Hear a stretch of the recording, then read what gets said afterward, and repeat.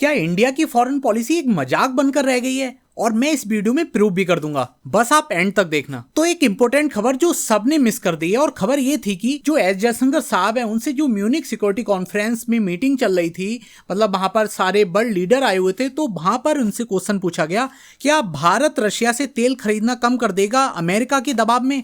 तो उसका उन्होंने क्लियर आंसर दिया। एक तरीके से हम देख सकते हैं कि गवर्नमेंट इस पर क्या कहना चाहती है, लेकिन इसके साथ में हमें अपनी क्रिटिकल थिंकिंग को भी ऑन रखना पड़ेगा। तो जो भारतीय विदेश मंत्री है उन्होंने रशियन ऑयल पे सीधा बोला है कि भारत अपने डिसीजन खुद लेता है, own decision, India make its own decision. जी हाँ, यहाँ पर गवर्नमेंट का बोलना है कि हम अपने डिसीजन खुद लेते हैं, किसी भी देश के दबाव में आकर नहीं लेते हैं। एंड इसके अलावा उन्होंने सीधा यहाँ पर जो मैंने बोला है कि एनी कंट्री, मतलब किसी के दबाव में आकर नहीं ले रहे हैं, और इसी को उन्होंने एक दो शब्दों के साथ इसको उन्होंने बताया जिसको वो बोल रहे हैं स्ट्रेटेजिक ऑटोनॉमी। लेकिन इसका मतलब देखो, अगर स्ट्रेटेजिक ऑटोनॉमी तो इसका मतलब उनके अनुसार ये है कि India free to choice what is the best for itself, कि इंडिया के लिए जो भी अच्छा है उसके लिए इंडिया चूज करने के लिए मतलब अपने आप फ्री है, एक तरीके से हम बोले। अच्छा, अब हम एस जयशंकर साहब की जो स्ट्रेटेजिक ऑटोनॉमी वाली बात है इसको थोड़ा समझने की कोशिश करते हैं विद एग्जांपल। तो देखो, जब यूक्रेन और रशिया युद्ध शुरू हुआ था ना, तब भारत उस समय तक करीबन रशिया से बहुत कम तेल खरीदता था, मतलब नाम मात्र का खरीदता था। लेकिन जब रशिया ने डिस्काउंट दिया तो भारत ने मतलब पश्चिमी देशों के विरोध के बावजूद भी रशिया से बहुत ज्यादा तेल खरीदना शुरू कर दिया। तो हाँ, हम बोल सकते हैं ये भारत की स्ट्रेटेजिक ऑटोनॉमी थी। लेकिन अब ये जो अमेरिका के साथ डील हो रही है और इसके बाद कहा जा रहा है कि भारत के साथ अब रशिया का तेल खरीदना थोड़ा कम हो गया है, और उसके साथ सऊदी अरब, ये भी कहा जा रहा है कि फरवरी 2026 में मतलब कि टॉप सप्लायर इंडिया का बन गया है क्रूड ऑयल के मामले में।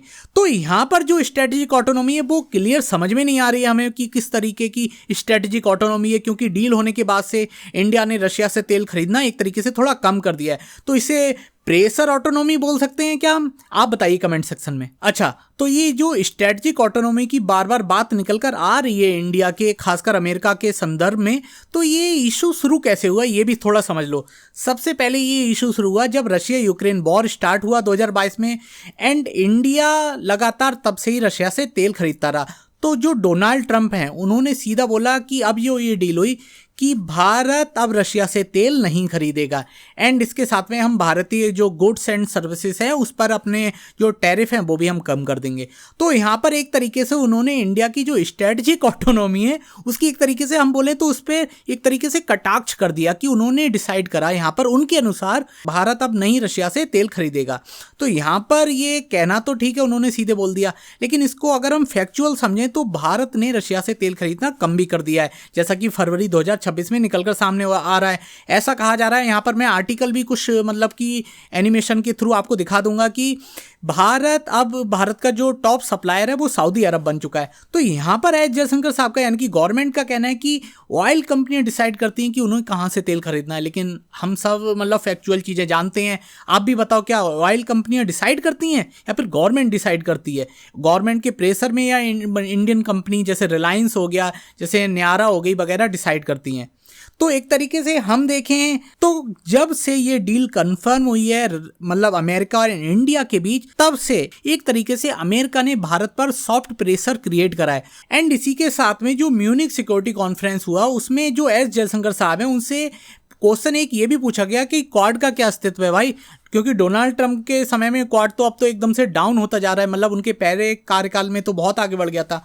तो और इसके बदौलत इसका एक फैक्चुअल आपको एग्जांपल मैं ये भी दूं कि 2025 में क्वाड समिट इंडिया में होने वाला था, तो वो भी समिट इंडिया में हो नहीं पाया। तो उस पर गवर्नमेंट का ये कहना है कि भाई वो कैंसिल नहीं हुआ था, लेकिन उसकी डेट फिक्स नहीं हो पाई थी। मतलब एक तरीके से आप बताओ, आप खुद बताओ, ये कोई बचकाना बात नहीं है कि फिक्स नहीं हो पाई थी। आपको लगता है एक तरीके से ये गवर्नमेंट अपना बचाव कर रही है? आपको क्या लगता है? आप कमेंट सेक्शन में यार जरूर बताओ। एंड क्वाड को लेकर उन्होंने बोला कि क्वाड मतलब एक्टिव है, लेकिन आपको लगता है क्वाड एक्टिव है? क्योंकि इंडिया भी क्वाड का पार्ट है, एंड अमेरिका भी है, जापान भी है, और दूसरी तरफ ऑस्ट्रेलिया भी है। लेकिन इंडिया पर अचानक से 50% टैरिफ 3% से 50% में कन्वर्ट कर देना, तो क्या क्वाड रियल में एक्टिव रह पाएगा और उसमें इंडिया एक पार्टनर के रूप में काम कर पाएगा, या फिर झुकाव में या फिर दबाव में काम करेगा? ये भी आप कमेंट सेक्शन में बताओ, आपको क्या लगता है। तो यहां पर मैं आपको समझा पाया हूं कि जो स्ट्रेटेजिक ऑटोनॉमी की बात हो रही थी, क्या वो स्ट्रेटेजिक ऑटोनॉमी है? जैसी पहले थी, मतलब 2022 में थी, क्या वो 2026 में भी काम कर पा रही है, या इंडिया अमेरिका की डील के अंतर्गत, या फिर और भी कई सारी चीजें सामने निकल कर आ रही हैं मीडिया रिपोर्ट्स में कि एप्स्टीन फाइल वगैरह, उसके प्रेशर में इंडिया ने आकर रशिया से तेल खरीदना कम कर दिया है। ये भी आप कमेंट सेक्शन में बताओ आपको क्या लगता है इस वीडियो के बारे में। वीडियो पसंद आता है तो इसे सब्सक्राइब करो चैनल को, वीडियो को लाइक करो। मिलेंगे नेक्स्ट वीडियो में न्यू अपडेट के साथ, तब तक के लिए नमस्कार।